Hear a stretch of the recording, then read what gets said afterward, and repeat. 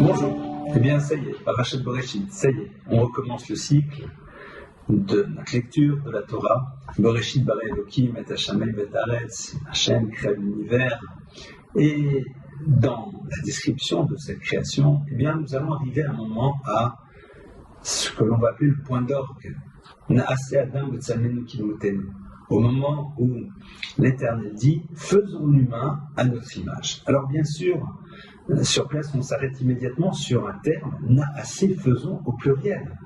Alors que normalement, le texte aurait dû dire Essaie, je vais faire. Ouf, mais faisons au pluriel, il ne s'agit pas du nous royal. Et en effet, nos maîtres de faire remarquer que ici, lorsqu'il s'agit de la création de l'humain, couronnement de la création, eh bien Dieu dit Naaseh, faisons, car il se tourne vers ceux qu'il a créés précédemment, c'est-à-dire vers ce que l'on appelle les malachim, les anges. Alors, comment ça fonctionne?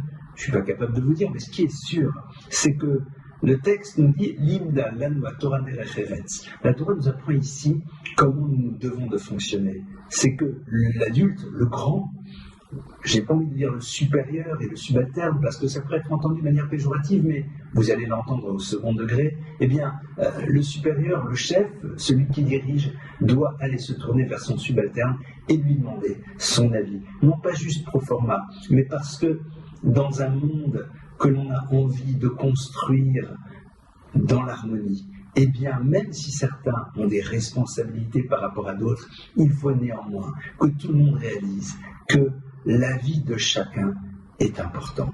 La vie, je ne dis pas bien sûr L-A, et après V-I-E, mais L'-A-V-I-S. La vie de chacun est fondamentale. Dans la première lecture, la question ne se pose évidemment pas.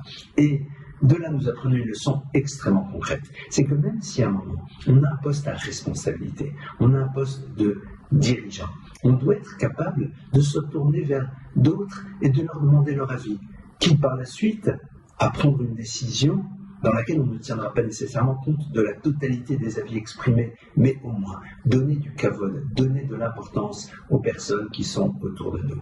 On raconte que le Chazon Ish, qui était un des très très grands maîtres de la génération précédente, lorsqu'il avait face à lui de jeunes rabbins, eh bien, face à des discussions qu'ils avaient, le Chazon Ish disait « Quel est votre avis ?»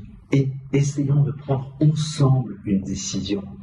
Évidemment, cette leçon n'est pas juste théorie.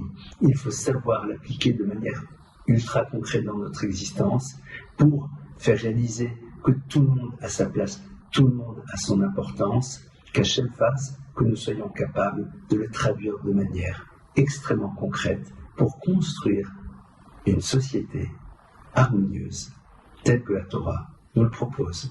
Shabbat Shalom.